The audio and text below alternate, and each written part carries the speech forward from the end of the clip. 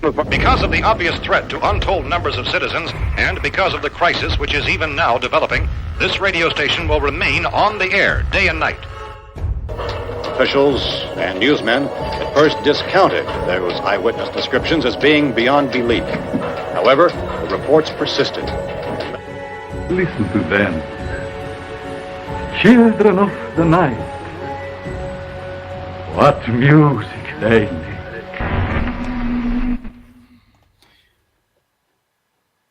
Greetings, Earthlings. We're back. We are so back. After a much-needed break. Yes. I took some personal time. That's I'll say it. I took some personal time. How dare you look after yourself, Dave? Jeez. What? Who medicates himself? I know, right? Who takes time for themselves anymore? Quit being so selfish. I know, right? Sorry, guys. It is what it is. But we're back anyway. Yes. And we're going to do a topic that we were going to do last week, which basically isn't necessarily a topic. We're just going to have a discussion tonight. And it's a broad stroke on the paranormal, you know, everything from aliens, cryptids, and ghosts, and goblins, and sphincters, and all that good stuff. And boobies. I said ghoulies, but hey, that works too. What's up, That's Josh? for the After Dark show. That's for the After Dark show. The After Dark show. Hey, whatever. It's fine. It's okay. What's up, Josh? Good to see you, man. Start the show off right. All right, I like it. Yeah. And no, I haven't been drinking. So there's a lot of stuff that's been going on since we've been on. Yes. Let's talk about it, Dave. You go first because you have obviously more important news than I do. Well, one big thing that has happened over this period of time. You came out that you were gay? I'm kidding.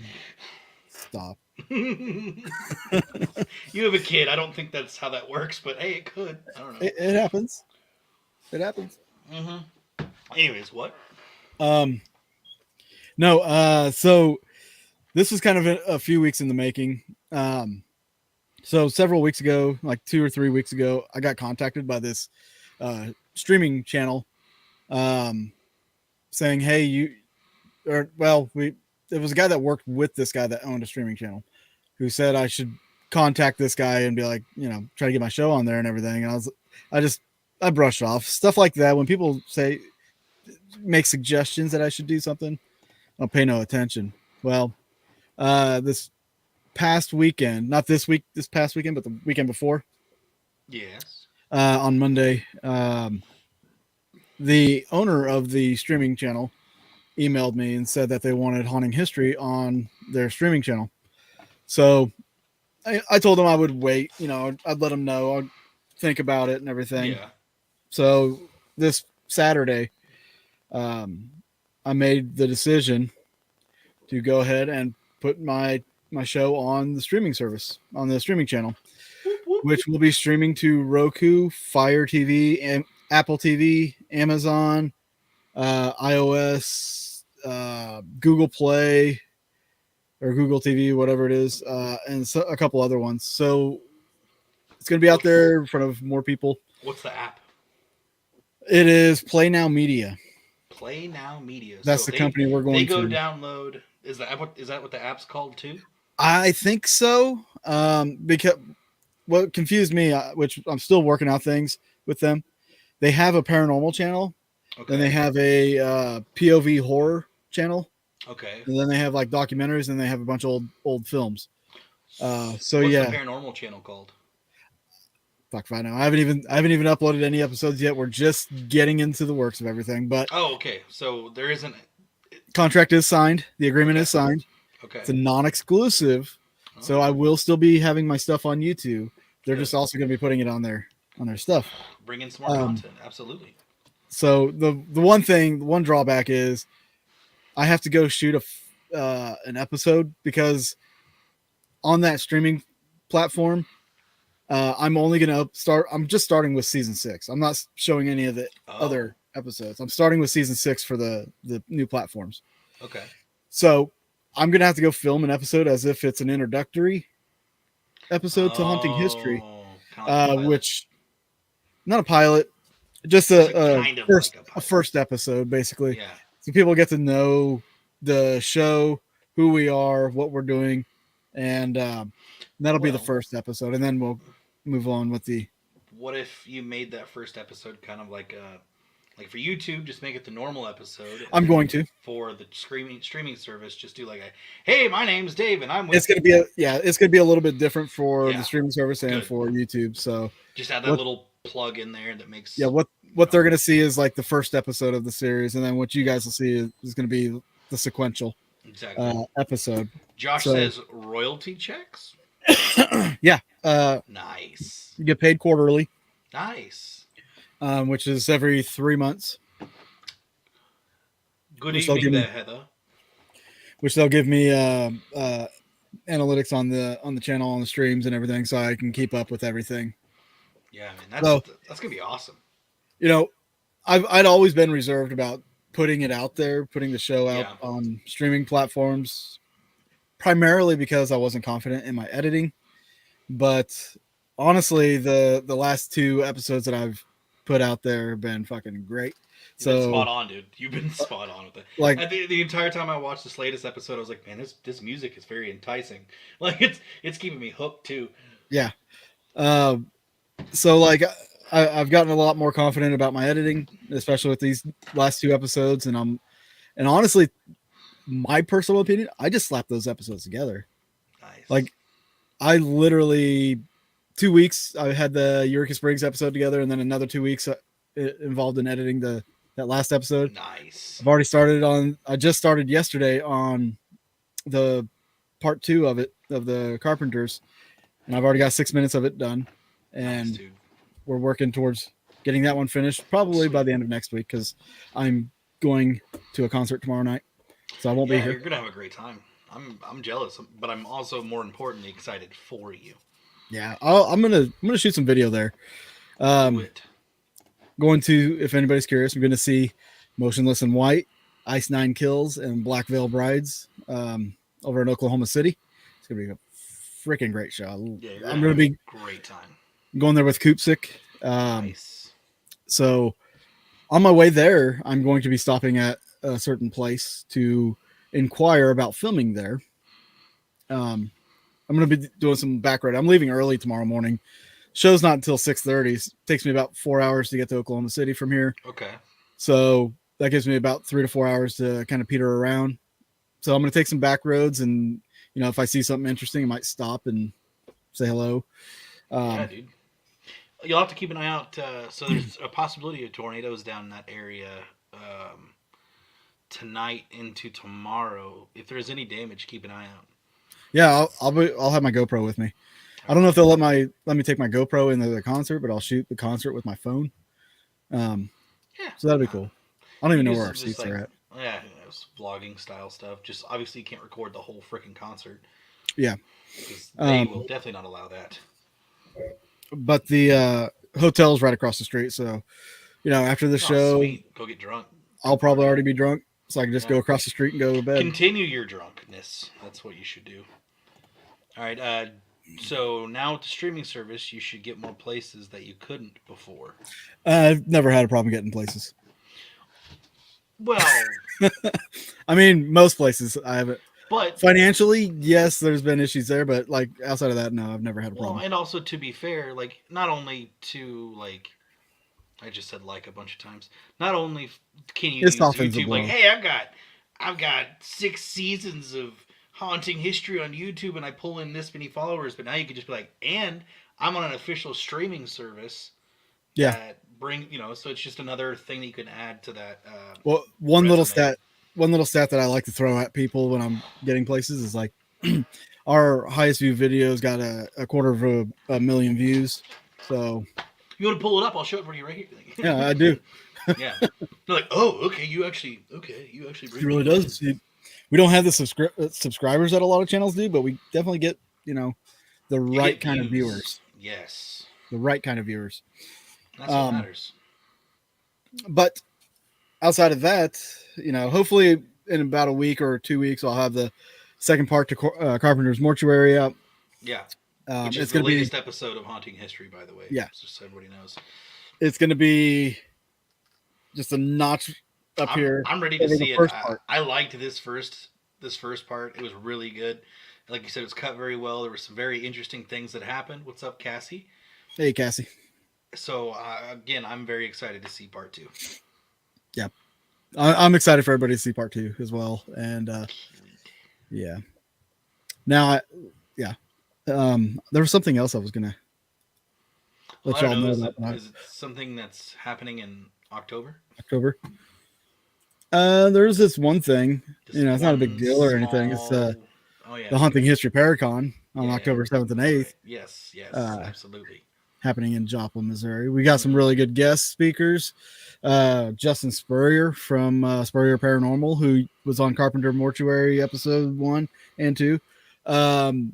He was also the equipment manager for Ghost Adventures for like 5 seasons. Nice. And then we have Carter Bushcart, who is a MUFON and BFRO investigator. Yeah. Jessica Potter, who's been on the show. Fantastic. She's going to be there. Really nice person. She's also doing a gallery reading there at the event too. I am so excited for that gallery reading. I am curious if she'll be able to pinpoint anything anymore. Any more than what we've had before. And also we have a concert going on, guys. There's going to be Josh Hurd performing, and one of my favorite musicians, Randall Shreve, is going to be performing. He is somewhat of a local, but I've seen his recordings. I'm really excited to see him live. Like, I've seen him through YouTube from what you've shown me, but I'm excited to see him in person. Yeah, seeing him live, it's a trip. Hi, Sandy. We were gonna do. We're still trying to get the film contest thing going, but it's funny, and this kind of goes into this paranormal discussion here, and this is how we can lead off into that. All right, let's do it. Before I get into that, we still haven't heard from you. Like, what have you been up to? Shoot, got anything going on?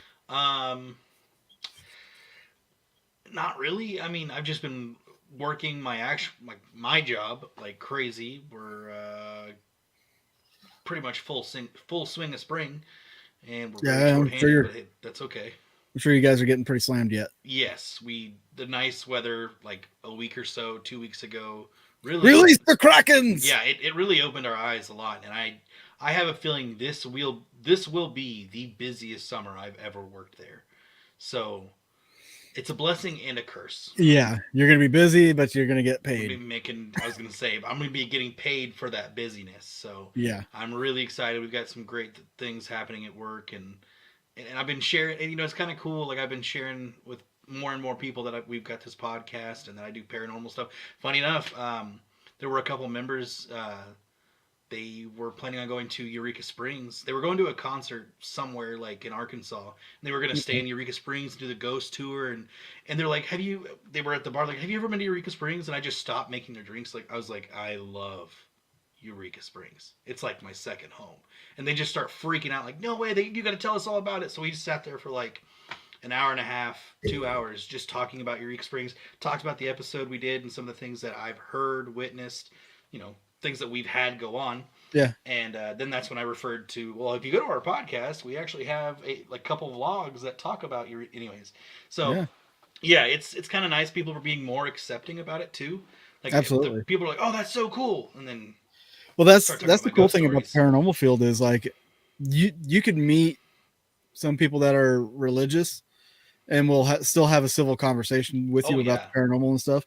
I mean, you're going to have extremes in no matter what topic or whatever subject matter you're in, but there will be some extremes. But like, the paranormal field has gotten so publicized and so spread out that like people are a lot more accepting of things like this now. Absolutely. And that's something that I've really, really come to enjoy with where I work. I see a lot of like Catholics. I'll just say Catholic people. They'll come up to me like, so I don't get to talk about this often with some people, but I heard that you're an investigator, so I want to tell you my experience. So then they'll like talk about their experiences with me, and it's really nice because it also helps build that relationship up that they can trust me with their experience, and I'm not gonna call them crazy or anything stupid. Yeah, So it's been really nice, and people have been kind of like, in a way, coming out to me with their paranormal events, and I'm totally digging it. It's great. I've always loved. There's always that one person that tries to be a dick to you, like, oh, ghosts aren't real. Oh yeah, I've had a few of those already. When they say that, like, hey, whatever.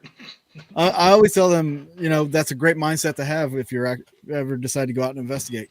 Yeah, I've even said that. I was like, hey, if you ever want to investigate sometime, come with me. Like, well, I need a good skeptic. That's what I tell people all the time. They sit there and tell me ghosts aren't real. I'm like, being a skeptic is all part of it. It really You're welcome. is. It really is. I think it's great. I think it's awesome that we have the believers and the skeptical people, because you got to have that neutral ground. It's like those skeptical people. Paranormal discussion. The skeptical people are already investigators. They don't even know it. Right? Like, you know, they're, because they want to go to. I want to make sure I say it correctly here, to disprove anything or not jump to conclusions, which is great. That's a great thing to do. Yeah. And debunking things is also a great thing. You don't want to go to, like, yeah, it'd be cool to witness some paranormal stuff. It's okay, Lori. Good to see you. More importantly, I'll say, more importantly, what dessert, and do you have enough? Better be ready to share with the rest of the class. Exactly. So it's just, they want to go to try to disprove things. I'm just like, hey, whatever. If you want to come, I can't guarantee anything's going to happen. I always say that. Yeah. But, then that's the bad thing about these televised. We'll jump into it. These televised TV shows, or sometimes streaming services too, if they're not real. Yeah. They'll just post evidence. Well, they'll not post evidence, but they'll just post anything and everything about. Was that brownie cookies? Because that sounds dope as heck. I know. I was like, that sounds delicious right now. Yeah, it sounds amazing. So I'm jealous. My blood sugar just spiked because I read that. Can you smell the sugar, Dave, coming through your computer? Yes, I can. Better, I've got frayed wires or something. I don't know. Oh, something's happening. I don't know. Something smells good. I'm sure. Is it a family recipe, Lori? Because that's even better. It's not some, like, I made it off the back of a box. I mean, even then, it'd probably be really good too. But anyways. You're talking about, like, the bad. Oh shoot! Oh, all right, Cassie. Don't get taken away. Wait, where's Cassie live? Leavenworth. Oh, she's northwest of me, so I might be in a tornado warning. Hey, I might not know it. If his camera goes black, don't be alarmed. He's probably just, going to. I'm gonna go to KCTV5 here real quick and see what's going on. Keep track with that. We've got storms rolling through. Well, you guys got storms rolling through right now, and for the next couple hours, don't you? Yeah, we do. Okay, so Atchison. So right heading now, towards St. Joe. Tornado warning: Atchison and Leavenworth, Jefferson City. So it's up north. I might be right in the middle, like in between. Cassie said it's heading towards St. Joe. Oh, geez, I got a cousin up there. I hope he's being careful. All right, well, okay, then that's just north of me then. That's crazy. When I was coming home from having tacos with my folks, the weather was starting to look really gnarly up towards the northwest. So, yeah, okay, cool. Lori, this one is boxed. I didn't have time to make from scratch. Clay wakes up in the middle of the night needing a snack. Okay, all right, that's fine. It's fair. I'd just be happy if I was getting anything. If my significant other was making me anything, that'd be great too. But awesome, right. Good for you. Definitely stay safe, Cassie, please. And if any alerts happen, I'll hopefully know, or else my house will shake, and I guess the power will go out. Speed. Yay! So we'll see what happens. So you were talking about these shows that are fake or whatever, and that end up on streaming services and stuff like that, and one of the things I was trying to do with the Paracon was we're trying to have a film contest, and I opened this up to anybody that's got a paranormal show, or because that's become like the thing now. Over the last 2 years, like there's been an influx of people making their own paranormal shows, putting them on YouTube and Paraflix and different streaming services. Are you okay? Yeah, no, I'm good. I'm just looking at the huge red hook in the radar right now. Holy cow, that's nuts. I wasn't paying attention to the weather. Wow, which is not like me, but please continue. Yeah, Denise, you stay safe as well.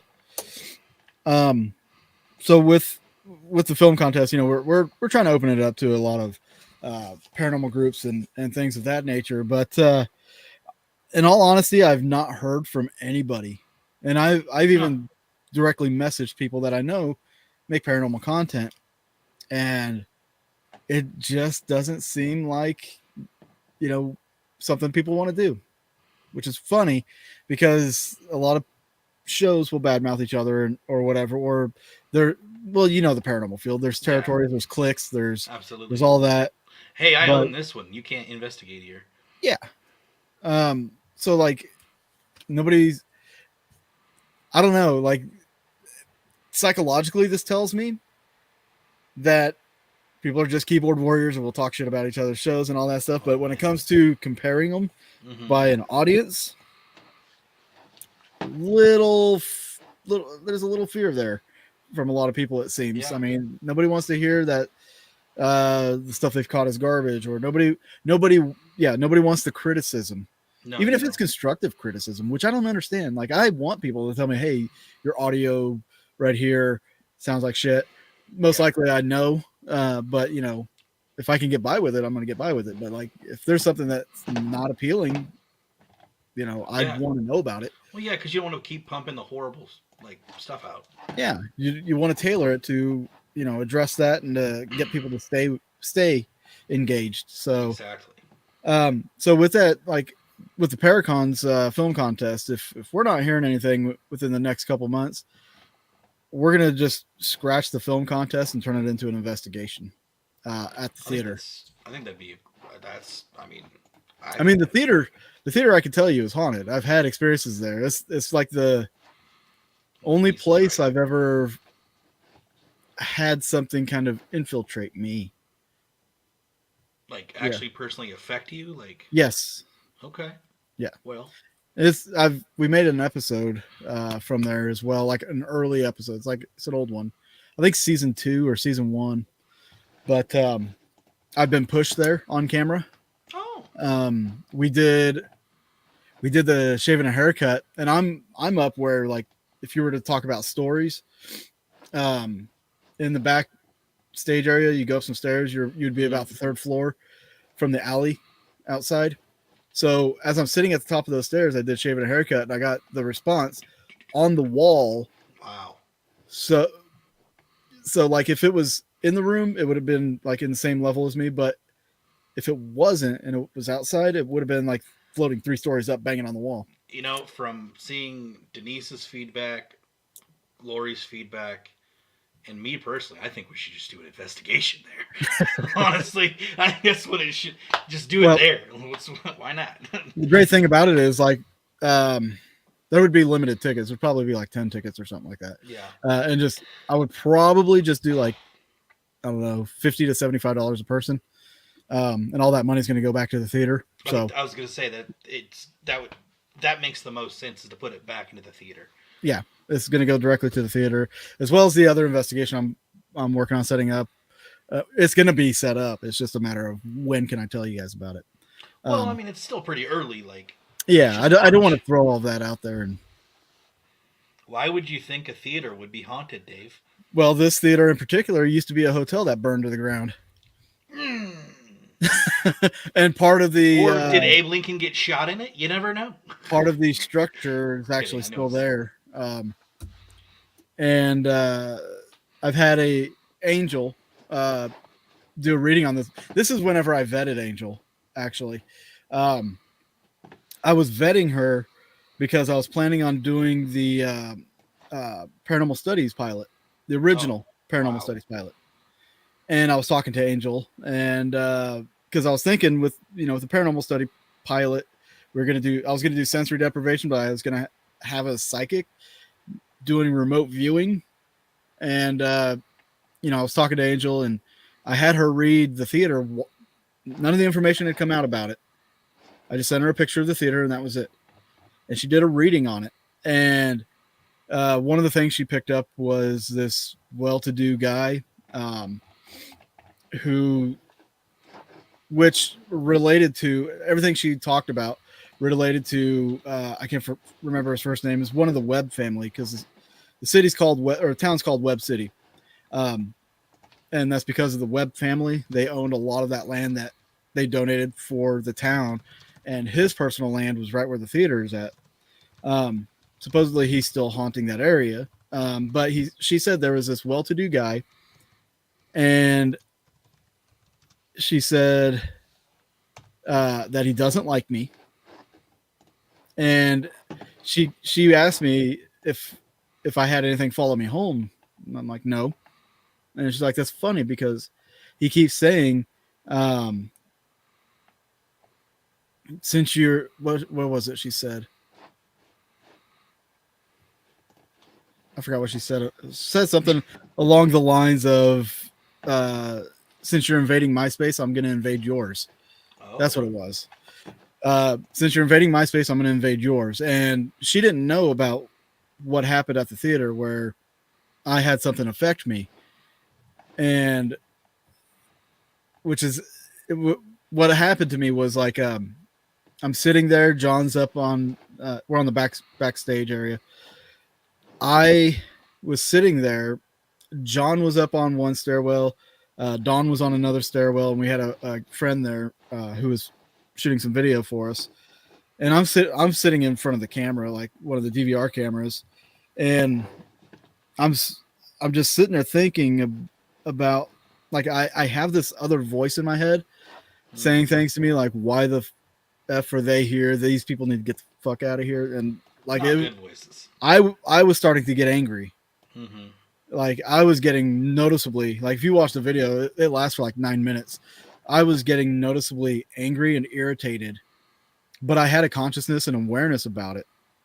And it just got to be enough to where I was starting to get a headache. And I don't know, where I just stand up. I'm like, guys, we're taking a break.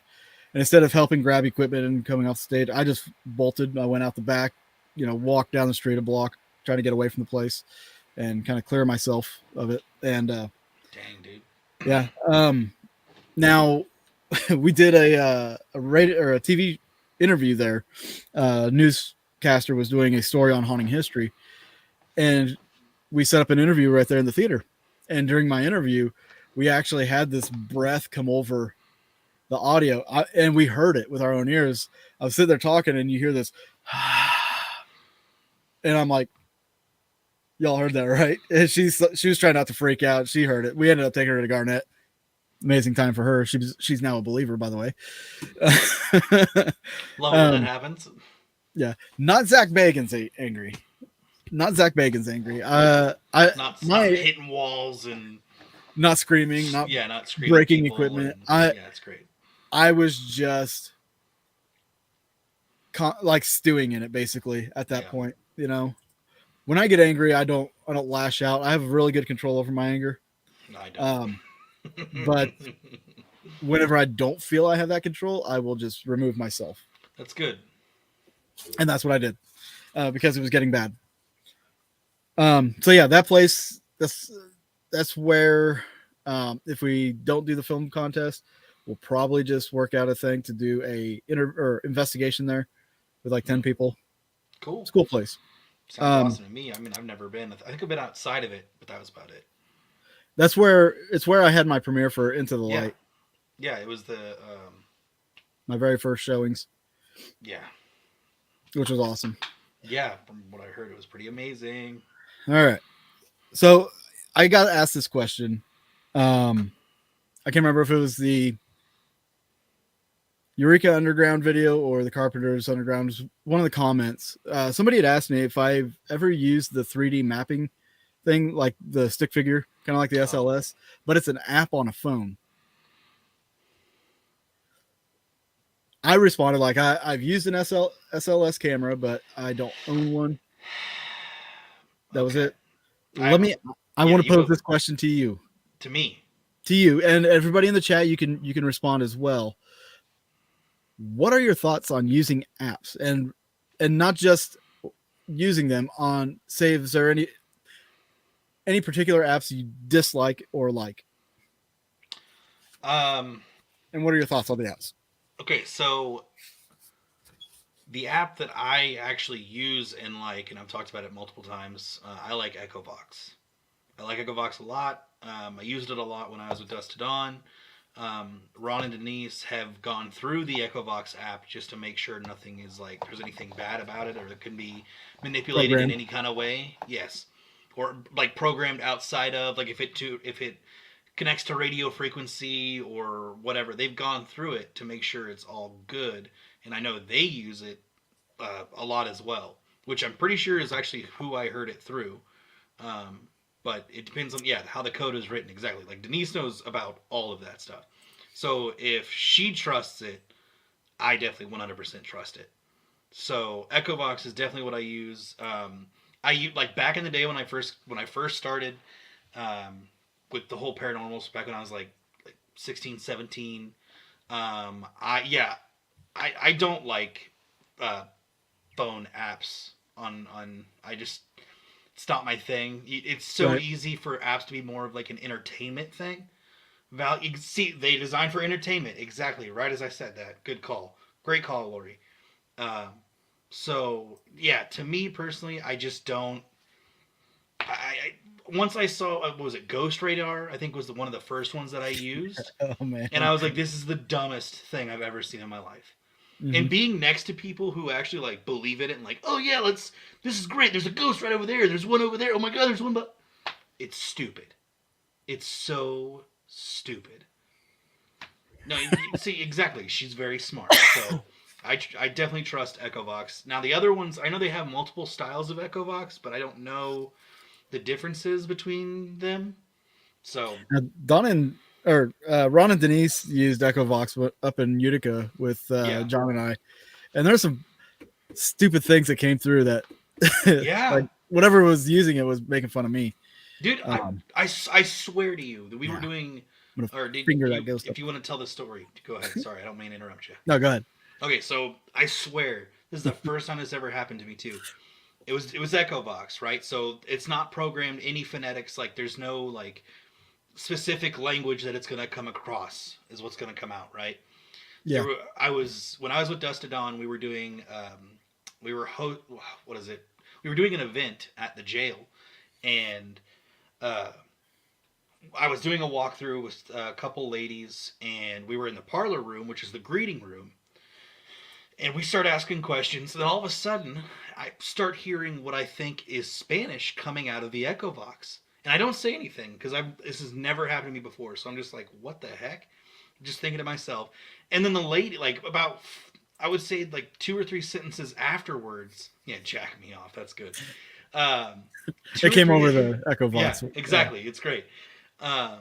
2 or 3 sentences after I heard the first one, the lady's like, I swear this is speaking Spanish right now. I'm like, you can hear it too? And she's like, yeah, and I can talk with it. So eventually this lady's literally talking in Spanish, and then the Echovox is replying to her in Spanish. Huh. So there was a full-on Spanish conversation going on.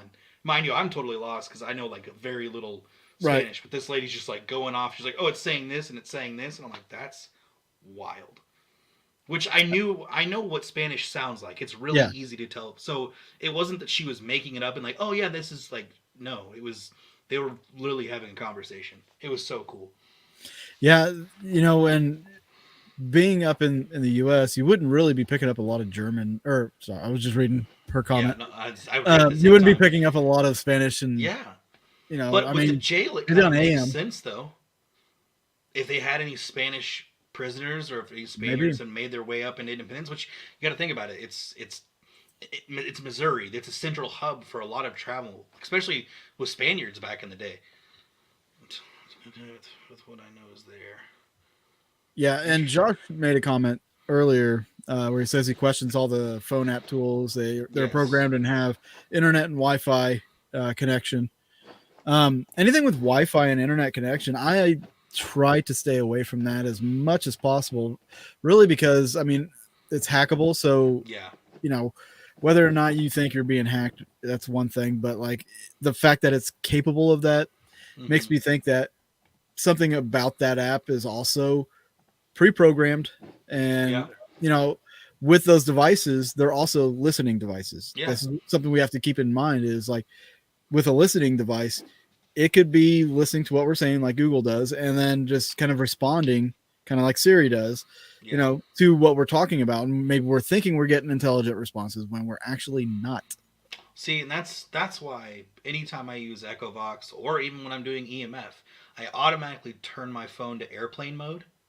That way it doesn't connect to any sort of signal whatsoever. Mm-hmm. It just shuts off all the signal. Because, as you know, EMF can run off, or EMF detectors can signal telephone signal. They can pick up the telephone signal. They can pick up the telephone signal, and it will make the EMF detector go off. So when I'm using the EDI meter, my phone generally is off. Well, my phone is not set off the EDI plus. Really? That's crazy. Mine. Well, mine's not the plus, but mine goes off. Yeah, mine. I've never had. Well, the 2 hits that I got at the Eureka Underground, were some of the first actual hits that I've ever gotten on the EDI plus. And I've had that thing for like 6 months.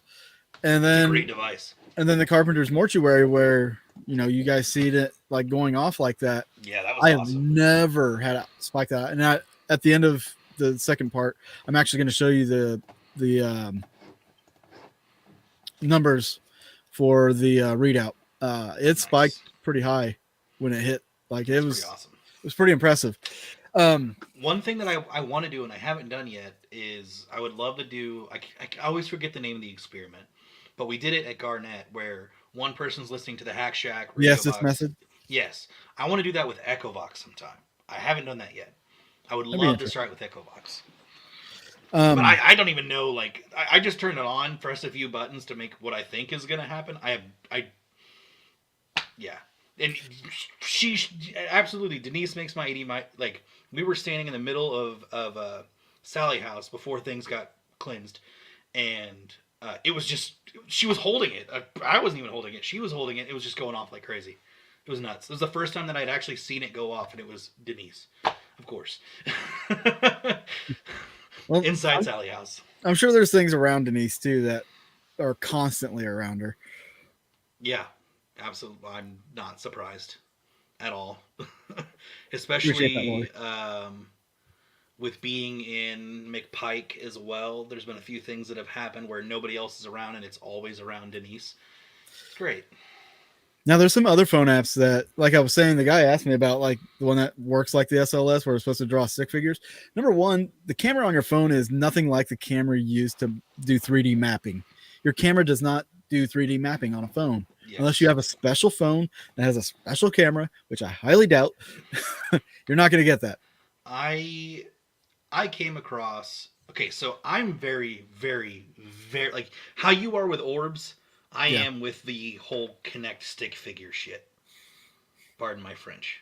Yes. I am very skeptical with that stuff because if just the right kind of shade of lighting or any kind of lighting against some sort of pattern, it will draw up a stick figure.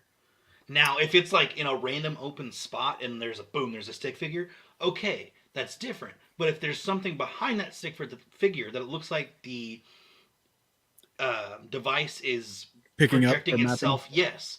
Like what was it? I was watching a TikTok. Chairs. Yeah, curtains. Oh, perfect. Yeah, there was a TikTok that I watched. And this was off of her phone. There was a TikTok that I watched where this chick had a stick figure, but it was being mapped off of a saddle. So the saddle was hanging up, and the head was here, and then a side of the saddle went this way, and it lined up perfectly with the arm that went that way.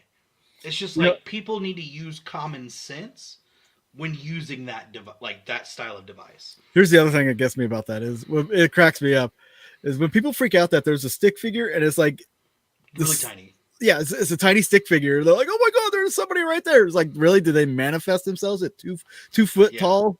I mean, it's a child. No, maybe they were shorter back then. It's a sprite. You're seeing an elf or an elemental. Fairy. Yeah, an elemental. Oh man, I'm very skeptical with it, especially if it's in a chair. If you're literally looking straight on at a chair, that's the right lighting could make it map out itself. Now, I will say this with the SLS camera, I have seen some footage that made me go, whenever they ask it to do something and it does it. Yes, that's a different story. I was watching Paranormal Quest. It's on YouTube. It's a pretty good channel. They do throw up some stuff on there, a lot of stuff on there now that's questionable. They used to not do that, but now they do. But they had a REM pod on the floor. Dude was mapping a stick figure off to the side, and he said on a count of 3, can you touch that REM pod? Counts to 3, and then you see it stretch over to the REM pod, and then like literally a second later, the REM pod goes off. So like stuff like that makes me a little more curious about it. But like if it actually goes to your, yes, exactly. It's just like when you're using like perfect example, when you're using a SB7 Spirit Box, you'll have that radio loop to where sometimes it'll pick up the radio signal and it'll come back around. So if that's the only spot that talks, Yeah. But if it talks somewhere else, that's a little something different. And the other thing is, like, there's some apps out there that pretend like they're a thermal imaging camera, which they're not. It's not. It's just changing the effect. It's a filter. Yes. That's it. So stupid. So if you're going to take anything away from what we talked about, stay away from the apps. That's it. Literally stay away from apps. Please. Stay away from apps.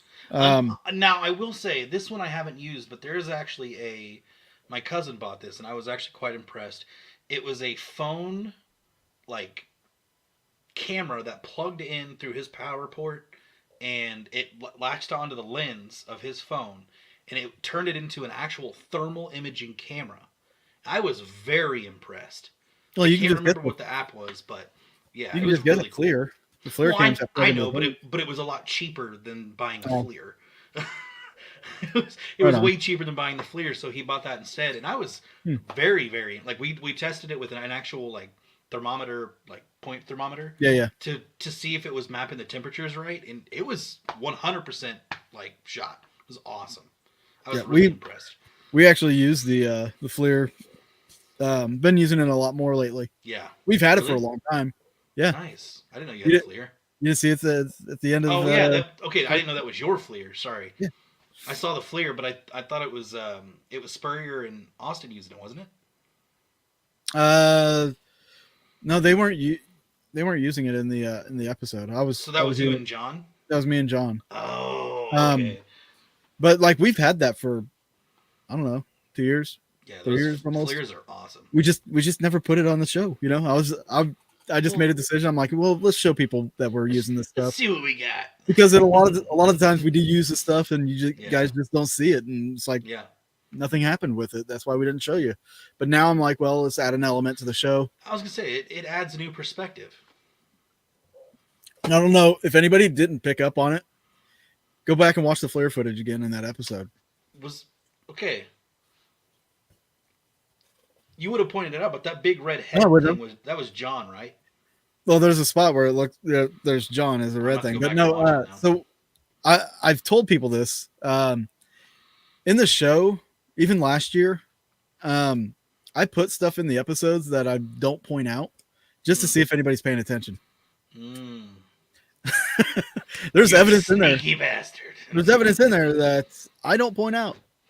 Or there's anomalies. I won't say it's evidence. There's anomalies in some of these episodes. Not all of them.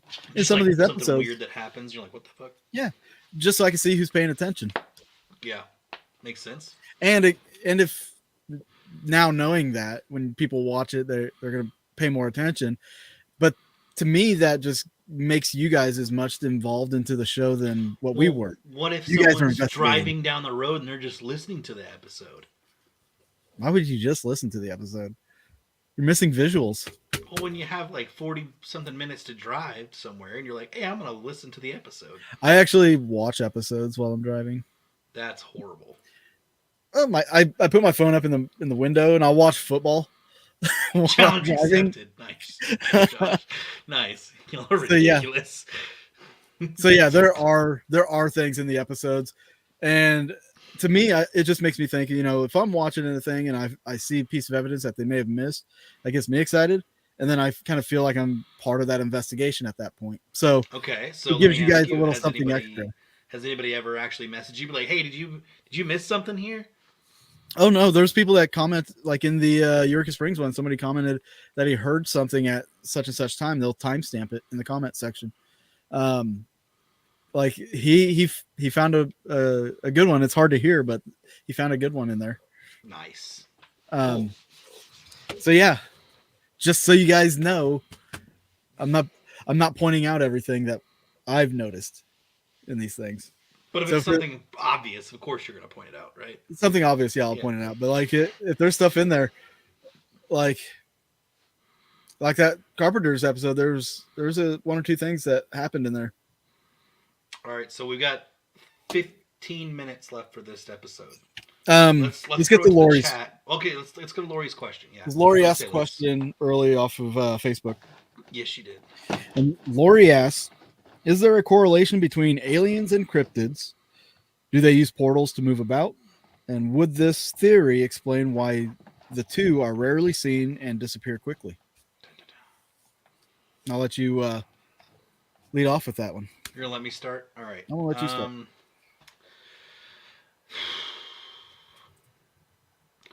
Me personally, myself and I don't really see, like, I've never really thought about aliens and cryptids being the same thing. They could be.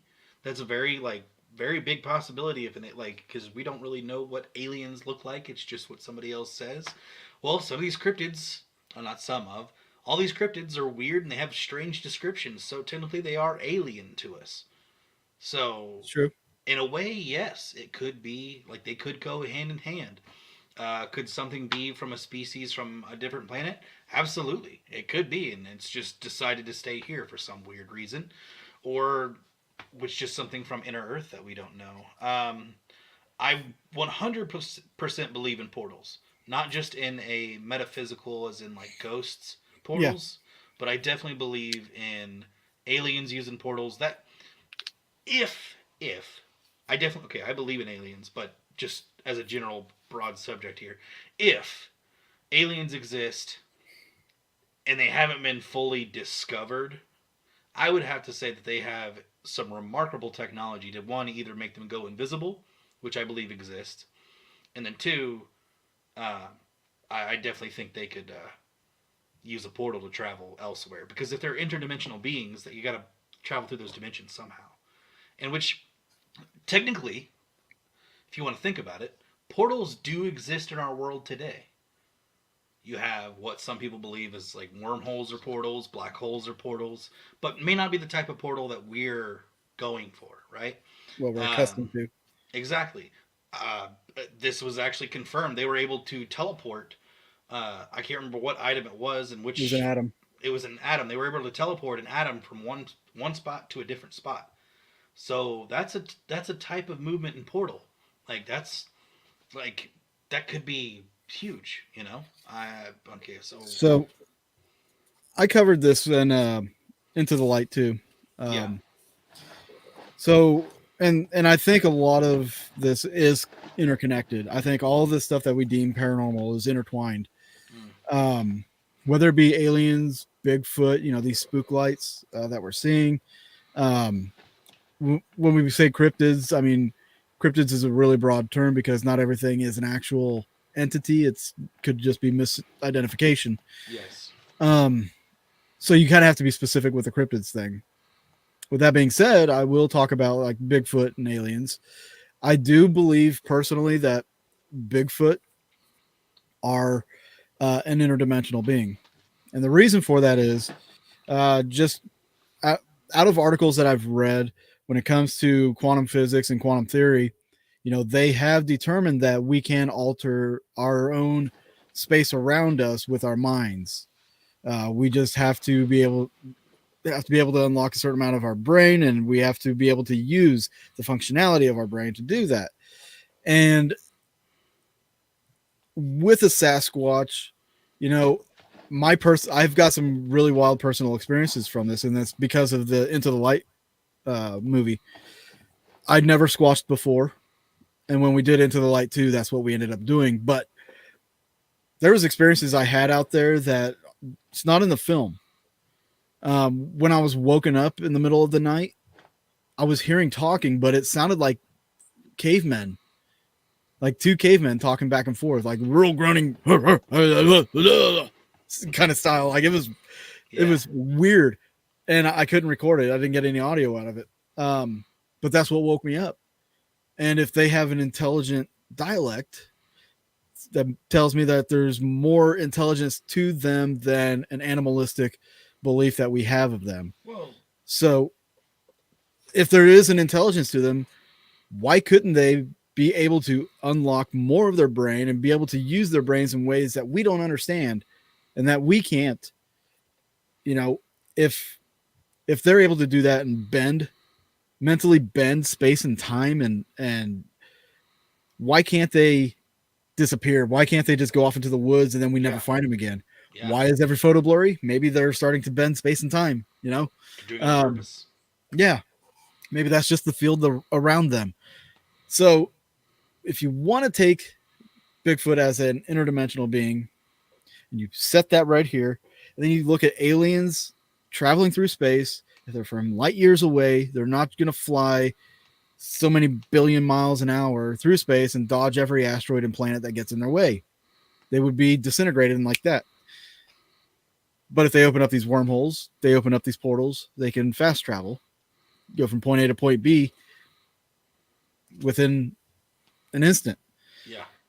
So, I think that's the biggest correlation between aliens and cryptid is how they travel.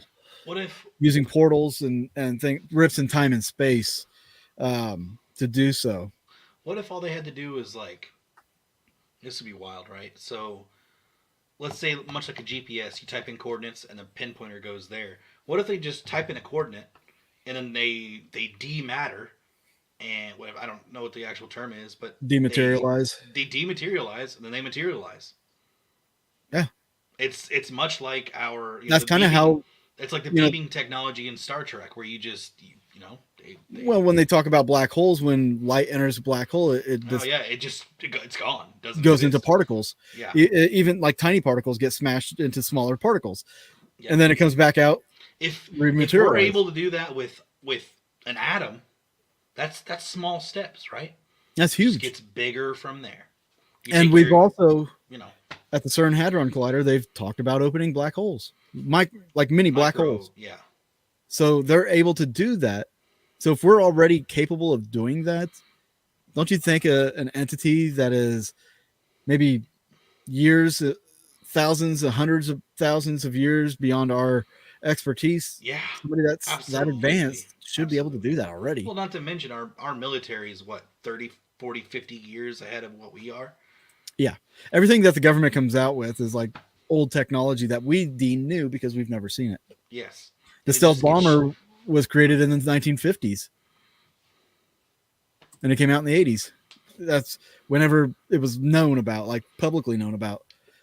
So, I mean, look at what I like to think about is look at the high definition, visuals we're seeing as far as TVs, computers, stuff like that. Yeah.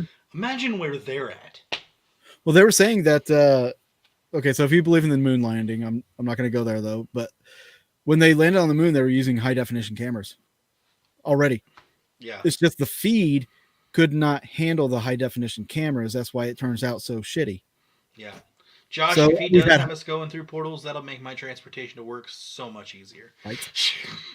So, I mean, we do have all this technology. That technology's been out for a while, and God knows what's been developed that we're not seeing yet. I can't tell what that is. Cupcake? I don't know. Is that popcorn? Cupcake? Popcorn. I don't know what that is. Sorry, RC. Can't tell. It's so small. Don't know. Sorry. It's a drug test. She said. Maybe. But while we have 6 minutes, would anybody else like to put in another question before we continue? Yeah. And while you're putting in a question, I just want to pay a quick homage to a friend of mine. I needed this laugh today. Popcorn. I knew it. I needed this laugh today, so I think you guys will enjoy this laugh too. So here it is. Let me get to it. Everybody's always making fun of Rick. Ah ha ha ha, you're single. Ah ha ha ha, you're single. Well, guess what? Game changers. That's what I'm talking about. Joke's on you, bitches. Oh my god, it's actually got. Trying to blow this bitch up. Where's the little hole at? Where's the hole at?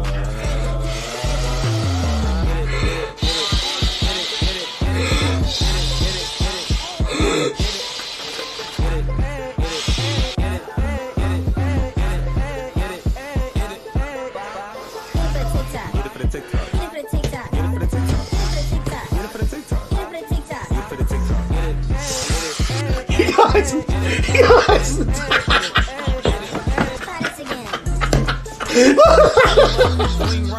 so getting banned. I'm so. Oh, Brittany, what's up, baby? How you doing? I hope that doesn't get us banned off YouTube. It shouldn't. I don't think it would, but I don't know, man. That was pretty explicit. I needed that though. You're right. That was good. Oh man, Miss Rick. I missed that though. Oh man, what a great guy.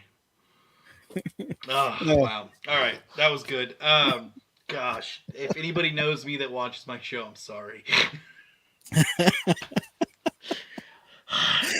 It wouldn't be a show without it. Well, I know, but it's. Wait, what? 2 weeks. That's my roommate. Nice, Mike. Yeah, he really did just diddle that thing. Yeah, that's not explicit enough for Rick at all. Yeah, that's so true. That was pretty tame. Yeah. That was fantastic. So I'm not seeing any questions. Yeah, so if nobody's got any questions, I do want to let you know I am going to make some changes to the Patreon page. So if you guys want to join the Patreon page, wait till the 1st. I'm gonna make some changes. I'm gonna lower the cost on that. I think a lot of people are kind of dissuaded by the amount, so I'm going to lower the amount. You guys, if you want to join us on Patreon for another round of Boogeyman Radio, we will be going on there right after this. And if you want to become a Patreon, you can become a Patreon. They're going to charge you for a full month, and you're going to get charged again on the 1st. So if you want to wait till the 1st, that's fine. I'll say wait 3 days. Yeah, 3 days is not 2 days, that 3 bad. days, whatever. But our Patreons get the After Dark show, which we do right after this show, and we just kind of continue this along.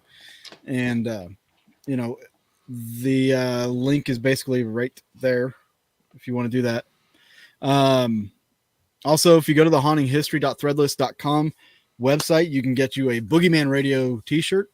By the way, Charles, I have ordered mine. Did you order mine too? I don't know what size you need.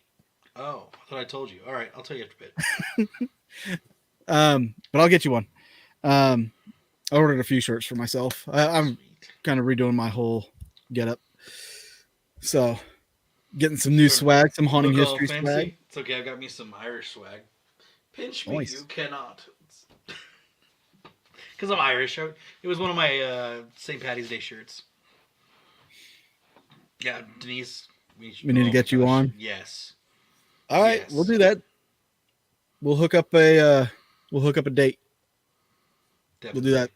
I'll send you a message a little bit later. We'll figure something out. That would be amazing. Anything you want to add before we go? Stay classy. Subscribe if you have it. Do the right kind of drugs. And be kind. Hey, Oklahoma just legalized shrooms for medical use. Did they really? Wow. I think interesting. It was okay. Let's just gonna fill out a moving app. Anyways, no. I'm good. I'll pass on that one. Thanks, though. All right. It can really help people, though. I'm sure. I think next week we should do a part 3 paranormal general discussion. This has been good. This has been fun. Yeah. And we ran out of time really quick. It went by very fast. We only touched upon a little bit. That's it. Yeah, because I had more that I wanted to talk about. So. Yeah, I would love to do that. Let's do that again. Thank you guys so much for being here. It was an honor and a blessing always. Appreciate that, Denise. I'll wear that next week. Mushrooms for the Bigfoot hunters. They'll be seeing something. Thank you, Lori. Appreciate that. All right, guys. You all have a good week. And we'll safe. See you next Tuesday if you're not joining us on the Patreon. Be safe. Watch out for the weather. Yeah, absolutely.